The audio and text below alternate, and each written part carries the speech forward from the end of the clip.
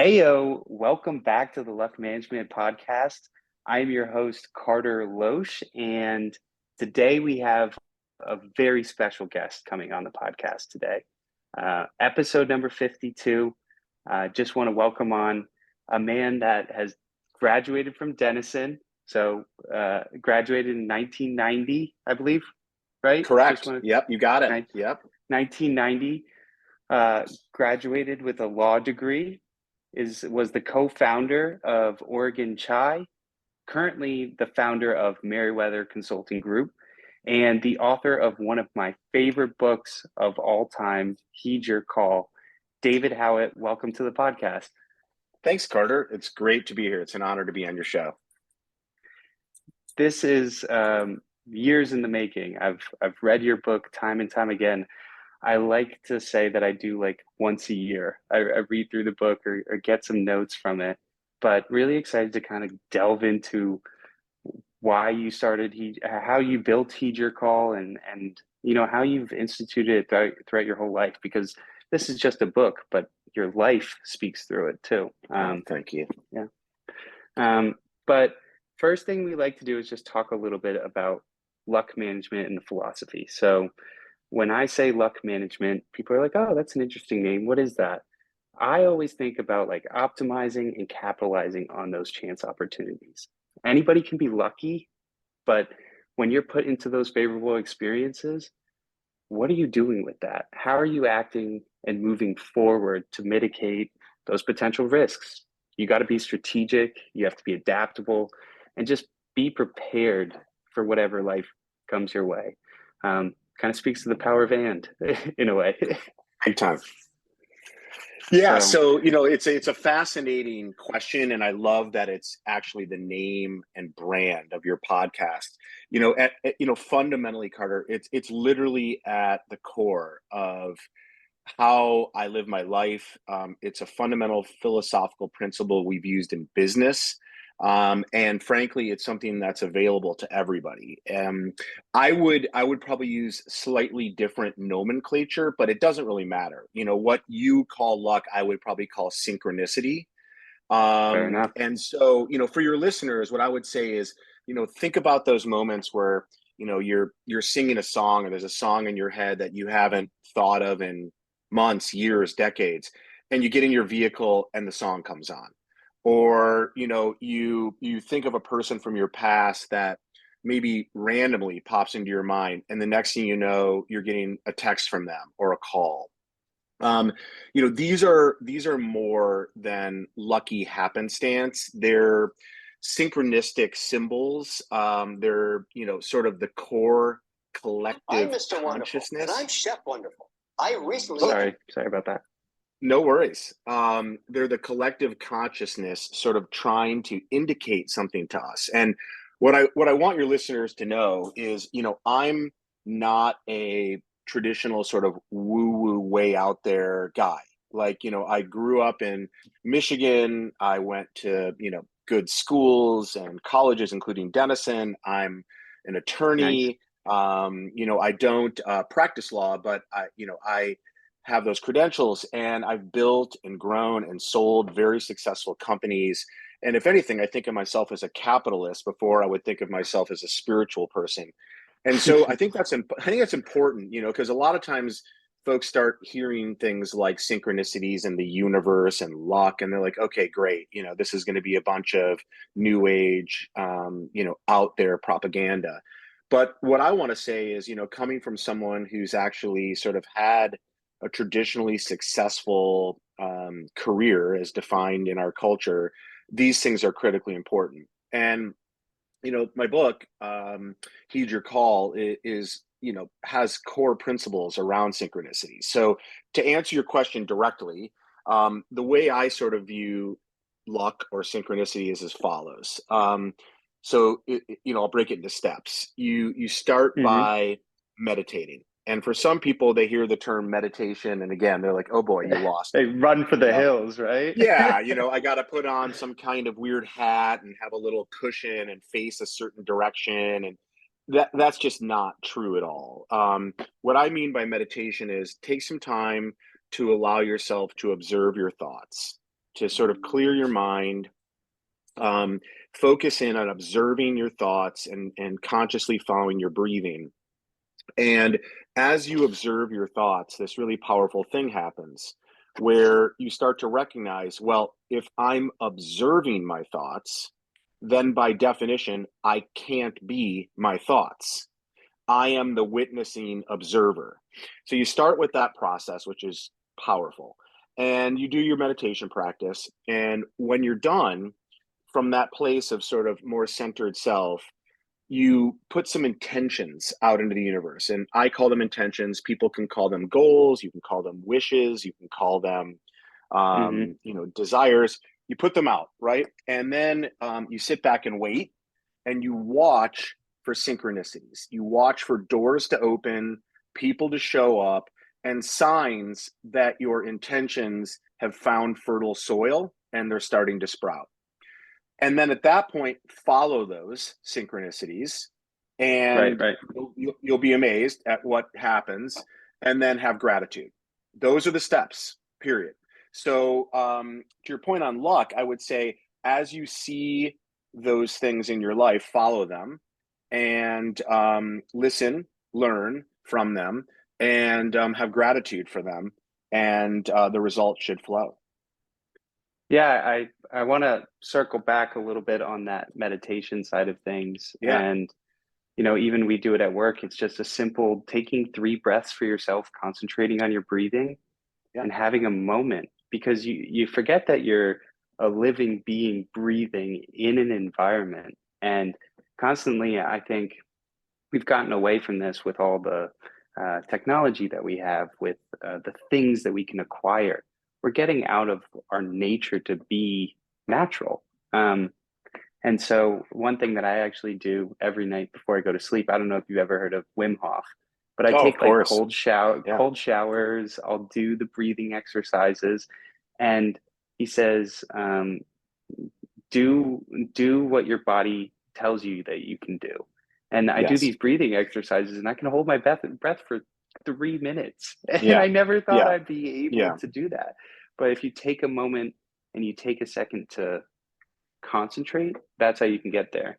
And then I do agree with you. It's what are you doing in those moments, or at least following those moments, because anybody could be there. I remember that joke where the guy's sitting in the boat or he's in the ocean. He's like, "Okay, God will save me. God will save me." They send 3 ships, and he goes up to heaven. He's like, "Why didn't you save me?" He's like, "I sent 3 ships." And Yeah, so exactly. being able to recognize those opportunities and move forward makes a world of difference.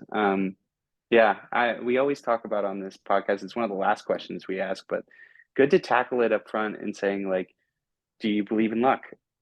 I believe that working hard puts you into lucky situations and um, allowing that grace. And then the last point you made, gratefulness. It's hard sometimes for people to just be like, oh, be grateful. It's like, I'm going through a tough time in my life, or I don't know what to be grateful for. But there's a saying like pressure always comes to those who deserve it. Be Hmm. happy or be proud that you are even in those situations in the first Right. place. That's right. That's right. Yeah. Having gratitude is a symbol back to whatever nomenclature you want to use: God, source, universe, karma, that you're awake, you're aware, you're receptive, and you're appreciative. And, I believe we co create luck. Some of it is the collective consciousness, and some of it is our hard work or our actions or our listening. But together, that co creation is what kind of creates possibility. And when you're living Right. from a place of centered self, possibility and opportunity is high. When you're living a place from ego and you're closed off to the collective consciousness and you're closed off to being aware, you're kind of, going it alone.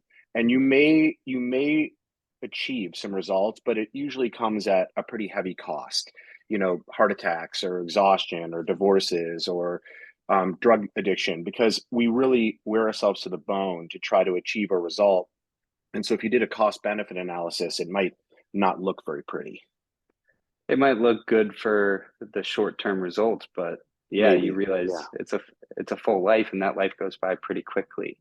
it does. Yeah, I guess in terms of that, how do you balance that fine line of being able to say, hey, I really want this in the moment, but I'm going to have to work hard for maybe months down the line. I'm in the beginning of my Yeah. consulting career. Yeah. I'm Yeah. trying to get to that point. It's and I want to run before I can walk. Can you Yeah. talk a little bit how you did that throughout your career? Sure. Yeah, and I'm still learning, Carter. I want to say that like life is Right. a opportunity to continue to learn. I don't think the clay is ever fully molded. Like it's always possible to learn and adapt and grow. And I'm certainly no different. Although, I definitely have some experience that I can share. So, like most people, I grew up in, my known world in Michigan and sort of subscribed to what a lot of the people around me who I loved and respected told me I should be doing, because that's what I knew, right? And so you kind of just get heads down and you grind it out. But for many of us, what other people think we should be doing isn't necessarily aligned with what our soul wants or what we want to be doing. So I took the Yeah. path of becoming an attorney, worked my butt off, did well, had a lot of people support me along the way, found myself in a very prestigious large firm and realizing I was totally unfulfilled, unhappy, did not feel aligned with my craft. And that's a pretty daunting thing to experience, as a young man who's really worked hard, to your point, grinded away to get there. And so I feel like I had a choice. It was like, keep your head down and just do it because, well, life's not easy and work is work and you've got to Pay the make something of bills. yourself, pay the bills and just do it. Or, surrender and let go of that and open yourself up to the possibility of a different journey. And, thankfully, my soul and the support of people around me gave me, the possibility of stepping off of that previous journey, that path, and set me on the path I'm on now. And what I want to say is, I am never going to tell anyone that you don't need to work hard and you don't need to apply yourself because you absolutely do. But what I will tell Totally. people is that when you work hard and apply yourself in the realm of something that lights you up, that feels good to you, that is sort of in alignment with your passion and your soul and what the Buddhists would call your dharma, your purpose, when you're able to align yourself with that, then working hard and grinding takes on a bit of a different feel. And people refer Yes. to it as flow or ease, or you'll hear things like, oh gosh, I thought it was like noon and it's already 5 o'clock. You'll hear Hmm. comments like someone else is driving the bus. And it doesn't mean that every day is perfect. And, but it does mean that when you are aligned in that way, you have more good days than bad days. You tend to feel lit up. You feel filled with possibility. You I tend to love that, man. succeed. And not only in terms of your mental health, but your financial health. And so I was able to align my career with really my passion around helping entrepreneurs and businesses, and with what my strengths are as a professional and a human being. And the net result of that has been, significant financial success and tremendous sort of emotional success. I've learned a lot, and I've been fortunate with my team to help a lot of amazing entrepreneurs and businesses. So that's what working hard Cool. means to me. I mean, the last thing I'll say is I ask myself three questions. I say, am I having fun? Is there ease? And I don't mean is it easy, but is there ease? And am I seeing results? And if I can answer yes to all three, I keep going. If I can't answer yes to all three, I'll step back and try to sort of realign things and maybe take a different approach, and I'll dive back in. If I can't then answer yes to all three, I will move on. I will not do that thing anymore, because life is precious and it's an indication that something is not in alignment, and I'll just move on. I wrote those three things down. I love those Right. three. Um, and I think a lot of people are in the cycle of they might have two of the three, or they may Yep. have one of them, or Yep. they've they've convinced themselves that that they don't need those three because it pays the bills and it does that. And that's why I started this podcast. I mean, I had one back when I was at Denison, but Yep. this is where my flow state is, being able to talk to people, I feel it from you. pick their brains, understand who they are. And um, at the same time, Yeah. though, like my podcast, it's not huge, and I'm working and building it up. So you got to work on the side, and Yeah, you of have course. to find that balance. And I love that aspect of, is there ease? And ease Yeah. can be construed in many different ways. Ease of because something may not be easy, but Absolutely. when I am maybe editing the podcast, someone looks at me like I am writing code, and There you it's go. so There you go. familiar to me, and it's the repetition. Um, That's and I ease. That's ease, right? That's ease. That means you're in flow state. You're in alignment with who you are, Carter, and you're sort of at your best, and all of us deserve that. Your comment on some people may have one of those three, or many, many, many cases, unfortunately, zero of the three. yeah, When I wrote my book, when I wrote Heed Your Call, I interviewed hospice workers who spend time with people literally as they're reaching the last, days, hours of their lives.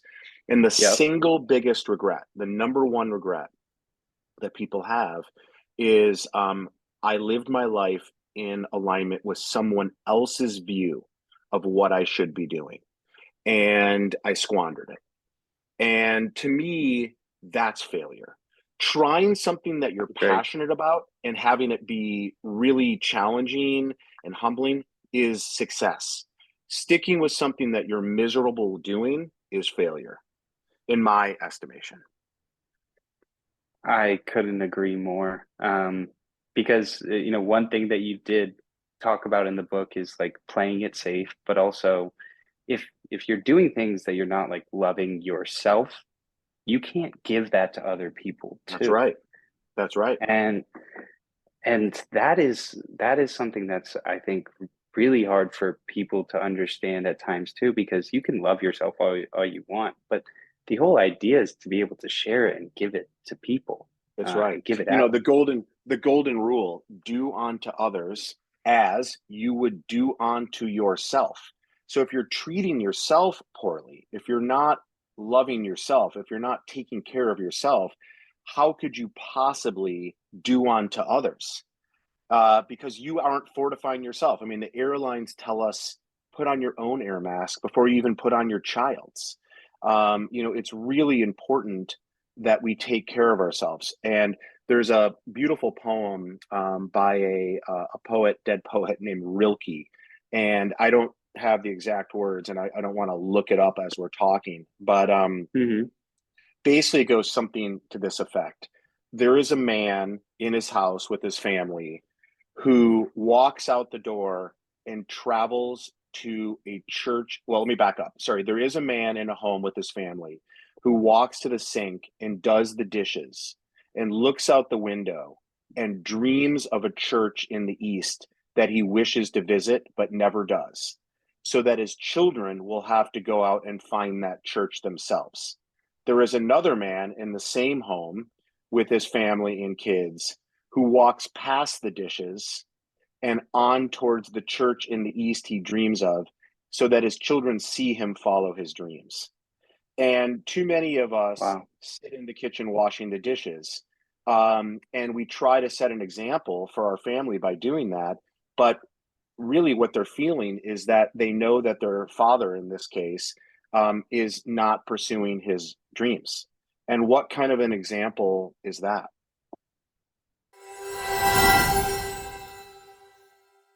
Ayo, this episode is sponsored and brought to you by CharmND.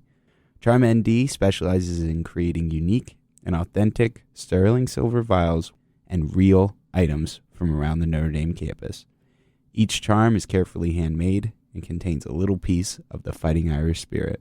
Vials filled with dirt from the iconic main quad, pellets from the hollowed ground of the Notre Dame football stadium, wood shavings from the seats of the stadium, 24-karat golds from the Notre Dame football helmets, water from the serene St. Joseph's Lake, candle wax from the peaceful grotto, water from the Notre Dame reflecting pond, and holy water for added blessings. Charms are priced at between $20 and $30 and can be customized to your needs as a necklace or a lucky charm.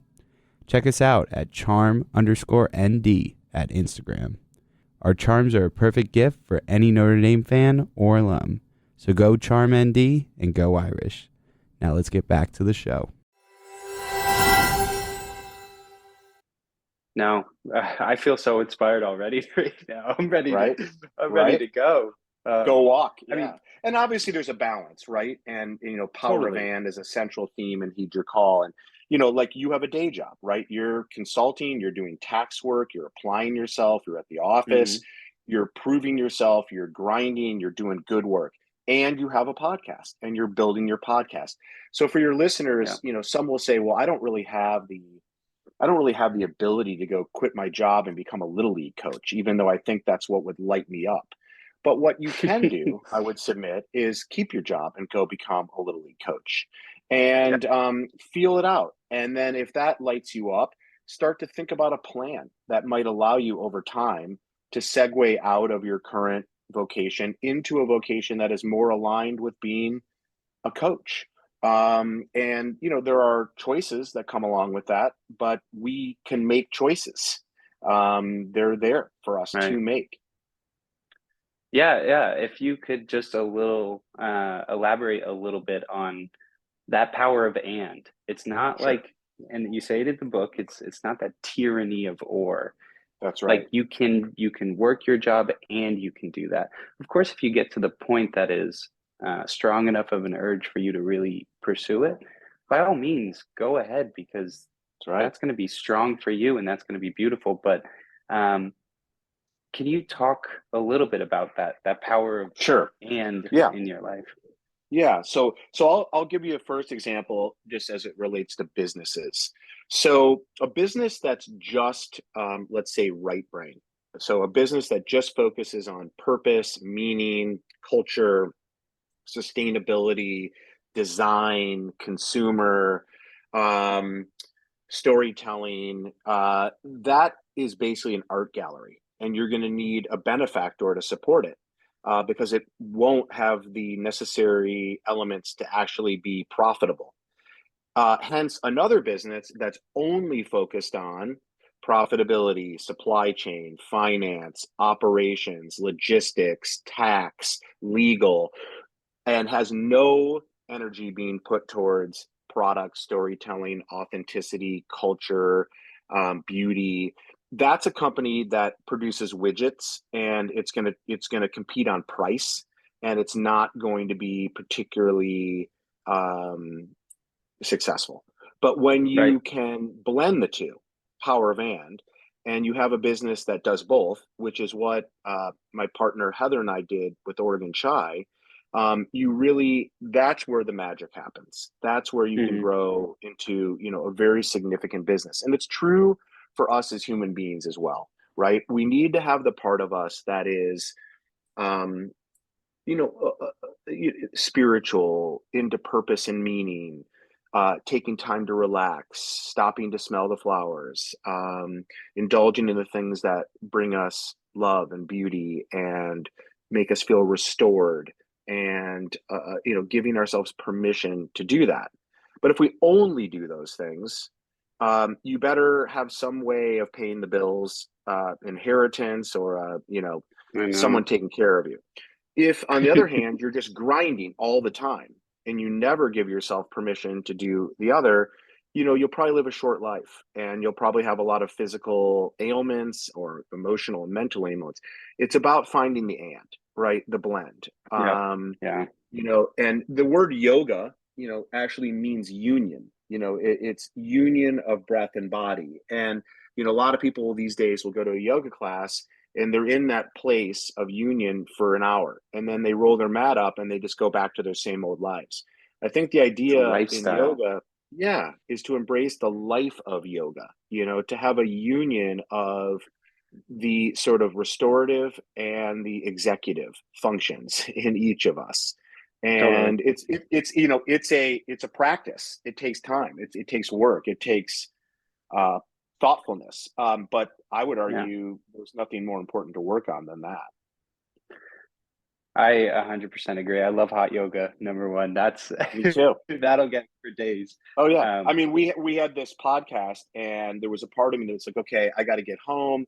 I got to get ready for this. I got to put on a crisp shirt. I've got to, be dialed. And then I was like, well, you know what? I have a 2:45 workout class, and I'm going. And I'll be yeah, home at 3:45, and I'll have 10 minutes to cool down, and I'll jump on with Carter. But boom. it's not an or. I'm not missing my workout class or rescheduling this. I'm doing both. And you can. And here I am. No, that's the thing. You're speaking into your whole entire life. It doesn't determine what shirt you're That's right. wearing or if you showered That's right. 15 minutes That's right. before. Um, That's exactly right. and I love being able to talk about all of this, being able to pounce and like get into that power of and. But I'd love to be able to explore a little bit about something you talk about in the book. It's called the abyss and going into those Yeah. hardships and why it's not really a bad thing. You can make it It's a a bad great thing thing. and you can Yes. fall into it. Um, Yeah. and it's really hard for I think me at times to be like, oh, if something goes wrong, then you're like, oh no, this is going to compound. But Right. to be able to see the other side of it, I think is so Yeah. crucial and so important. Yeah. So the abyss, it's a really, I'm glad you brought it up. So, us in the West, we think of failure as a bad thing, and, flying the white flag, I lost, I wasn't smart enough, I wasn't good enough, I didn't work hard enough. I'm going to speak to this amazing writer, Joseph Campbell, who is no longer with us, but he was the foremost authority on mythology. And one of his books, A Hero with a Thousand Faces, is a really important book to me, seminal book. And basically, what he wrote in there is there's one myth that's been central in all time, all geography, every different religion, and every different spiritual belief. And it's the hero's journey. So I'm going to use to showcase kind of the abyss. I'm going to use, you could use Star Wars, you could use the Wizard of Oz. There's any number of examples, but Mhm. I'll use the Wizard of Oz as an example here. So you've got Dorothy. Cool. She's born in Kansas. It's on a dirt farm. It's a black and white film at this point. She clearly is unhappy. There's very little going on in her life, and there's something larger that she knows that's out there for her. So Campbell would call this your known world. We all have one. We're born into our known world. For all of us, there's a little voice that sort of is trying to tell us there's something more, and that we should go take a journey. We should go make this life about learning about our own individual soul and our path. Dorothy decides to follow that voice. Some of us don't. Some of us just stay in our known world. We play it safe. We Yeah, don't listen. We don't listen to that voice, and in fact, we do a lot of things to try to dull that voice. We resort to certain tactics to dull that voice because that voice is scary. totally. It tells us to leave a comfort zone, right? So Dorothy leaves. She goes to Oz. She's whipped away in a tornado. And she arrives in Oz, and initially it's euphoric. Oh my gosh, look at all these colors and these small people, and rainbows and unicorns and candy, and What it's a over. story. Yeah, it's overwhelming euphoric for her, right? And so Campbell tells us in every version of the hero's journey that's the case. That as soon as you leave your known world, there's this moment where you cross a threshold where you're like, oh, I did it. This is the executive at Nike who says, I quit my job. I'm going to start a company. Woohoo! And sends out all sorts of press releases and Facebook and Instagram and LinkedIn updates. But that's usually pretty short lived. And then we have the abyss. The abyss is sort of that moment where you realize, oh my God, I just left Kansas. I'm in Oz. And now there's a witch trying to kill me. And I'm a little girl with a dog in a basket. I am not equipped to fight a witch. I don't have the Right. skills. I don't even know what this means. Does not compute. You're that executive from Nike. I quit my job. I have a mortgage. I have kids in college. I have bills. And holy crap, what do I mean I'm starting my own company? I don't know how to do that. So this abyss this moment of feeling like you failed, is actually a point in our journey where possibility is highest, where co-creation is highest, and where opportunity is highest, which is really contrary to sort of our typical belief. And the reason that's the case is in the abyss, you are sort of brought to your knees and forced to sort of surrender, and surrender to the following: surrender to the belief that you have all the answers, surrender to the belief that you have to go it alone, surrender to the belief that you are alone, surrender to the Right. belief that, all of the ego-based elements in our lives that are like, I'm a failure, I don't know what I'm doing, etc.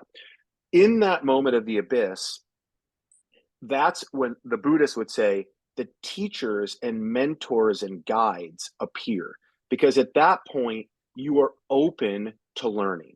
And there's this quote in Buddhism that says, the teachers appears when the student's ready.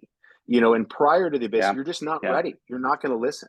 So that abyss for all of us is an opportunity to let go, to open yourself up to the possibility of mentoring and guides, open up yourself to the possibility of a divine, larger than you force, the collective consciousness, God, coming in and helping you on your journey. And it's profound. 100%. It's Yeah. profound. And so for anyone who's currently experiencing that, I would, in your listening group, I would ask them to shift their thinking from woe is me to what is the opportunity for me to learn? My grandfather Yeah. used to say to me, don't ask yourself, why is this happening to me? That makes you a victim. Ask yourself, Yeah. why is this happening for me? Why is this happening Ooh, for me? Right? What great is there shift. in this moment that I can use to learn, to grow, to open myself up, to invite in help, and to co-create? I mean, that's beautiful. Why is this happening for me? It's a little bit of that shift that I always look at. It's like, I have to do something. No, I get to do something. There you go. Same deal. Same deal. And Yep. I think that's so strong. And people in the abyss are where true and real creations come from. Like, 100%. you look at the people that or were sober, they go into that abyss of, they need to figure out a plan. And they talk about, in the 12 steps, they talk about a higher power. They talk about believing in Yes. something bigger than yourself. And in that moment, it's not clear. It's a cloudy road, it's dark. You thought a broom was only for sweeping.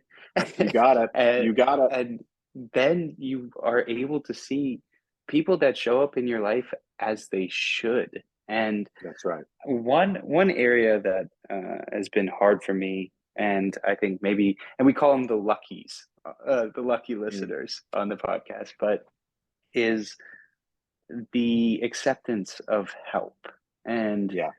Yeah.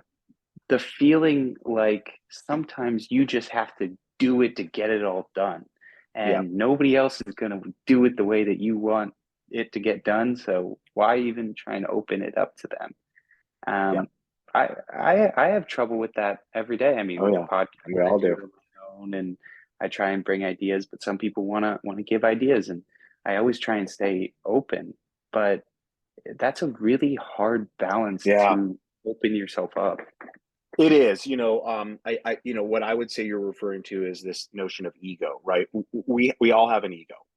Ego, by definition, is not necessarily bad. There's a reason we have ego. It gets us up in the morning, it has us brush our teeth and shower and, apply ourselves and create checklists and, move through life in an organized fashion. Yeah. But ego should not be driving the bus. Ego should be on the bus. The centered Mm. self should be driving the bus. And that part, the part of us that's ego, gets to come along and we need it. We're not cutting them out. But I think for a lot of us, ego drives the bus, and the centered self is stuck way back on row 22 or something and doesn't get a lot of say. And you mentioned What Wim What Hof. do you So, think? yeah. One thing. What characteristic do you think should be driving the bus outside Well, of ego? so I'll try to illustrate this in a couple ways because I find it to be very important. So as I mentioned earlier with meditation, And if there was maybe one thing the listeners took from this time, is this idea that, often we believe to meditate that you have to, quote, stop thinking. That doesn't happen. The nature of the mind is to think. That is not the goal. The goal in meditation is to observe your thinking neutrally. So to breathe and focus on the breath and kind of watch the thoughts go by without connecting to them, like you would watch clouds passing by in the sky. And then this cool thing happens where you start to have gaps in between your thoughts as you're observing them. And these gaps grow longer. And in those gaps is where you're truly in your centered self. That's the part that drives the bus. Okay. So this neutral witnessing observer, the part of you that observes you, is the part that should be driving. And that's your soul. That's your centered self. That's your soul. That's the part of you that comes from the most connected to divinity, the most connected to the other. That is you. All the other noise out there are parts of you. And those parts of you are important. Yeah. The protector keeps you from getting, hurt. The operations manager, that's the one who makes you pay your bills. Your PR officer makes sure that people know what you're doing and what you're up to. But too many of us have those parts driving the bus. So you mentioned Wim Hof and cold showers. So in my side yard, I have a cold plunge and a sauna. And awesome. I'll just speak to the cold plunge. So I love a sauna though too. Oh yeah. So the cold plunge, I keep mine at around 50 degrees, 48 to 50. And when I go in, as I'm sure anyone who has ever done a cold plunge or a cold shower knows, initially the part of your brain called the amygdala, which is your reptilian brain. It's the part of the brain that's left over from reptile thinking. Okay. We need this part of our brain. This is the part of the brain that if you touch a hot burner, has you pull your hand away. But it's a very fight or flight part of us. Okay. When you immerse yourself in 50-degree water, your amygdala kicks on. Every ounce of your body, mind, soul, from your skin to your heart, to your organs, to your brain, to your spinal column, screams at you, get out. And you have to use breathing and meditative type concentration to move out of your amygdala and into your centered self. And in that centered self, that fight or flight dissipates and you're able to relax in. I now can spend 8 to 10 minutes doing Wim Hof, deep breathing, That's incredible. Circular breathing in that cold plunge. And I'll tell you, yes, are there physical benefits? I have no doubt. Like it's like icing. Yeah, you're going to live forever. Right? Well, I mean, it lowers inflammation. It makes your muscles feel better. It's good for a lot of physical things. But I think the most profound out practice from that, and it speaks to who should be driving the bus, is it teaches you how to switch from fight or flight into centered self. And as I then move through my day, I have had practice. I have actual neural pathways, and I have ability to notice. I'm about to freak out and go into reptilian amygdala fight or flight. But I know how to very quickly shift from that into a centered self, more reasoned, more centered, more human, more connected, more divine place. Yeah. That is who drives the bus. That is who gets to make the choices about life. And you get to talk with your parts. Literally, you can say, hey, ego, what do you think about this choice? Hey, protector. Hey, scared child. Hey, PR officer. Hey, ops manager. And you will say to them, you guys are all welcome on this bus. Your input is important, but I will then listen to your input and I will make the decision from a centered place versus letting them jump up and take the steering wheel. Ayo, today's luck management episode is brought to you by Charm ND, or Charmed, if you'd like to call it, whatever you want to call it. It could be whatever you'd like. So Charm ND is an idea I came up with, and I'm super passionate about it. I've always wanted to hold a piece of Notre Dame in my hand. Highly customizable to whatever you want. And they have the grotto. They have the reflecting pond water from Hesburgh Library. They have 24 karat gold flakes, the dirt from Main Quad. They have stadium seat shavings from the old seats of Notre Dame. The Notre Dame Stadium football pellets of the enjoyed and loved football team. And if you want to make one customizable, I'm happy to work with you. Go Irish and go Charm ND. Now let's get back to the show. You are the manifester of your life at the end of the day. Yeah, I mean, otherwise, what are you doing here? You know, you're letting someone else drive for your one precious life. That's beautiful. And a lot of people deal with that imposter syndrome and that Totally. feeling of they can't get to the next point because what they know behind the wall, they feel like everybody understands and everybody knows. But you know Right. what? Everybody else is sitting behind their own wall too. 100%. And there's a term in Sanskrit, a sangha, Sangha. It just basically means a community.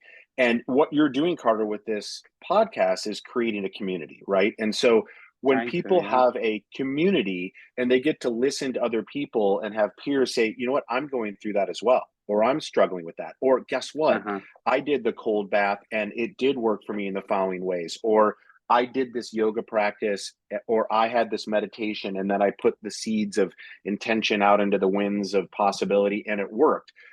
You feel less isolated. And so I would say to your listeners, these themes and topics are really, I believe, right. I've seen it in my life and other people's lives. I've seen it actually bear real fruit. But I'd also acknowledge it's kind of tough to go it alone, you know? So Yeah. seek out a community of friends or a friend that you can test these things with, and have a partner or a community that you can sort of try to open up these lines of thinking with. I am always working on that every day. I do it with my girlfriend, I do it with my family, and trying to build it out. There is an interesting aspect of when you're younger, you kind of look at your parents like they know everything, like they are the world, and everything that they do is completely correct. And I love my parents, and I think they have wonderful advice. But as I've grown older, I've been able to see that you want to build that relationship as Yeah. friends. They're people. They Yes. make Yes. mistakes. You That's learn right. that aspect together. Absolutely. That's really quite beautiful. And I I appreciate the way that you kind of built that out too, with um, the story with Dorothy and everything. And Thanks. but I wanna backtrack to a couple of the like core questions that we ask Yeah. on the podcast because Yeah. we've been going for about 40 minutes and we Yeah. were in a flow state right there. I will We tell were, you man. what, We we were. were And I'm gonna flowing. plug I'm plugging my phone in because I saw a little beep that says I'm getting low. So I'm gonna just reposition this here for a second. Yeah, no worries. Okay. Yeah. And I'm Yeah, we coming up were. for And we were in flow state. And you know, not to plug my book because, you know, you know, if someone wants to grab it, they should grab it. But I will say that do it. I'm trying to condense a lot of stuff. We're condensing a lot of stuff in, you know, 50, 55 minutes, whatever. And I would suggest to folks, go on Amazon and buy my book. If you can't afford it, um, Carter will have my contact information or details, you know, I imagine in the show notes or I will send whatever. it all out. Yep. Yeah, and if you can't afford it truly, or if you want to send it to someone and you want it gifted to them, reach out to me, email me, or call my office, and I'll send a copy. But I really believe this book is an amazing tool for people who are open to these kinds of concepts. And I wrote it from my heart. I wrote it as you sort of suggested when we started. It's a very personal narrative. You know, it's a very personal narrative about my life, my experiences, and my journey. And so, for better or worse, it's all out there. So it's Heed Your Yeah. Call. David Howitt, Howitt, and it's on Amazon. So Carter's book is well loved. He doesn't have the title on it, the book cover on it anymore, but yeah, pick it up on The Amazon. Man in the Cape. Yeah, The Man in the Cape. You know what? I did like the title, or I did like the cover of it, but I felt like this has Yeah, been something that's gotten weathered. But if you could see, like, I just have all these markings through here. I love it. And the cool thing about the book too is that you bring science into it, but you bring real stories. So it's not just focused on, hey, 75% of people achieve doing this. No, it's like this man's story Right, brought him right. to this situation. What did he do with it? So I really did just that to on thank you. purpose. Thank you. I did that on purpose because I was sort of thinking about it. I was like, look, there's a ton of books out there about meaning, purpose, God, spirituality, and faith. And there's a ton of books on there on business and entrepreneurship and finding your path to abundance, financial abundance. But I hadn't seen a book that put the two together. And I was like, okay, if I'm going to do this, I don't want it to all be theory. So I actually used real people and real examples of folks in my life that I've Yeah, worked with. And therefore, it's like grounded in their stories. It's not right. made up. So it's for those people whose egos and in that part of the brain is like, well, I don't know if any of this is very real. Well, read the book, because it's right there. This is my full endorsement to read the book. Thank you. I think it's partially a part of the luck management lifestyle I've been I agree. working to build out. So, um, you know, I appreciate the candid nature on all that, but I know we don't have so much more time. So I Right. just have a few questions Perfect. that I think would be helpful or fun for the listeners. Great. So, you kind of spoke about it on meditation, but if you could just pin it down to 5 words to describe either who you are, or if you could look at like your life, how would you describe Mm, that? wow, I love that. I'll try to do it in 5. I might be off, but I would Keep say going. something to the effect of embrace the power of and live authentically. Beautiful. And Yeah. this whole 45 minutes actually shows that. Yeah. Uh, to be authentic, I think people see through that too. I think that's one of, no matter how much you can put yourself behind a screen or something, people can tell if you're being inauthentic. That 100%. So is crazy. there's a great quote from Ralph Waldo Emerson, who was Thoreau's teacher. And Yep. Emerson says, what you are is yelling at me so loudly, I can't hear what you're saying. And so the idea is who you are, what you are, your vibration, how you carry yourself in your life, the essence of you speaks so much louder than anything you can say. And so Truly. just be your truth. Just be your truth. Try as best you can to show up as your authentic self. Because to your point, Carter, people feel it. They may not even know, but they do. And it's They do. more powerful than anything you could say. So if you have to go tell your boss, tell your manager how hard you work, how into your job you are, how much you're grinding, you're constantly telling them, but you're not living that, there's a disconnect versus the person who just shows up and does their job and gets it done and is strategic and thoughtful and delivers and hits their key performance indicators, but doesn't have to go talk about it. That Yeah. person is authentically delivering. And you could take that to any element of your life, your marriage, your parenting, your performance in athletics. Just be your truth. Yeah. Yeah. Social media is sometimes hard though for that when you're trying Oh, to post the really podcast and brutal. get it to everybody. Yeah, I That's know. I that's the know. one part you can't do it for.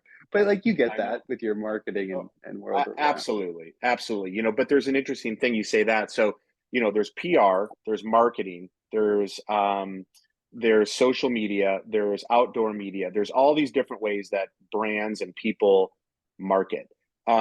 But there's a funny, kind of visual, which is this idea of branding, which is very different than marketing. A brand is a promise kept. That's what a brand is. And so determine what your brand is, who you are, what's your promise, and how are you going to keep that promise? And I will suggest to Right. your listeners that branding is more powerful than marketing or social media or digital media or PR or outdoor. It's just being 100%. the truth of you relentlessly and delivering on it over and over again. Beautiful. Couldn't have said it better myself. So, just a few more questions here. I know we're running Yeah. up on time. If you could Yep. have dinner with anyone, who's at your table? If I had to choose one person to sit at the table with me for dinner, and this is as a kid who was raised Jewish, I would have Jesus. Have you ever seen the show The Chosen? No. Okay. It is on Amazon Prime, and it's a Okay. full rendition of Jesus's life. And I know you grew up like that way, but Amazing. it is a beautiful show going Thank through. you. Yeah, check it out. I I highly will. recommend it. I Yeah. will. Thank you. Very well done. They spend millions of dollars on it, on the production, and it's actually really funny too. So you get to see life back Cool. then. Um, Awesome. yeah. If you do you have any bucket list items that you want to accomplish? Yeah. So when I turned 40, which was 15 years ago, I created kind of an intention bucket list. And I'm very proud to say I'm, making good time through it. One of them was to publish a book, which, I'm very grateful I did. Um, Me one of the too. things that's on my thank you. One of the things that's on the list that I'm thinking a little more about is I'd like to get a black belt in a martial arts. So Ooh, that's something I'm starting to give some thought to and really dive into it. From a cultural perspective, learning obviously the physical elements of it, spiritual elements of it. So right. that's showing up on my list right now. That's amazing. I cannot even imagine. I've done a couple Brazilian jiu-jitsu classes, and Cool. that is all about flow and the action Oh of yeah. like, it's never about always trying to be the strongest because you see Oh no. that it's all about the technical nature of finding that right. 100%. You got it. And that's a big Right. reason that I want to pursue that is it's in alignment with this idea of strength through flow. Yep. Yeah, I love that. And you've talked about being, a businessman and building out your brand through business. If you could give one piece of advice in financial literacy, Mm. what would you tell all the luckies is maybe not the way to do it, but something to think Yeah. about. Yeah. I mean, we've touched on a few, embracing the power of and authenticity, what a brand is, moving from a centered self, not from a part of yourself. I think the other piece I would throw out there is open yourself up to partnership. Try to understand the parts of a business that maybe aren't your passion or aren't your Yeah, gifts, and then work to attract someone in where they are.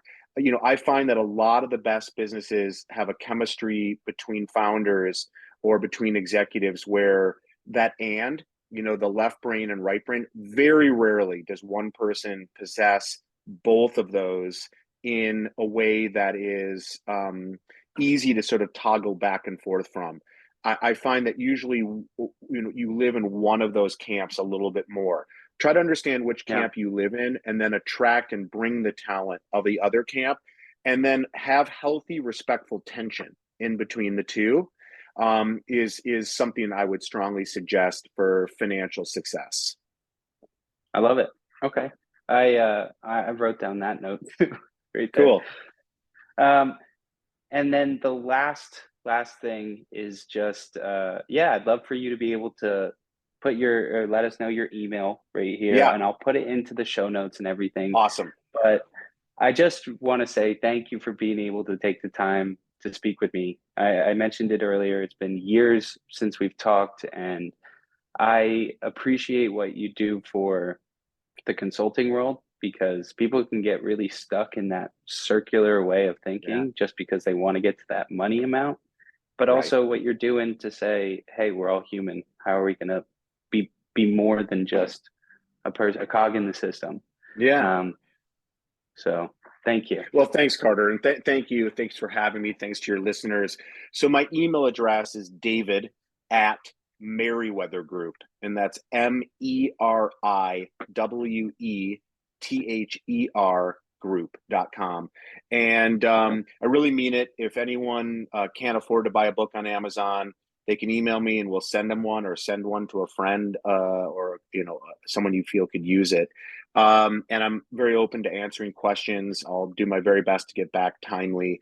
And the last thing I want to say, and then we can shove off, is I believe we're all here to help to repair the world, and each of us has our own special talents or gifts.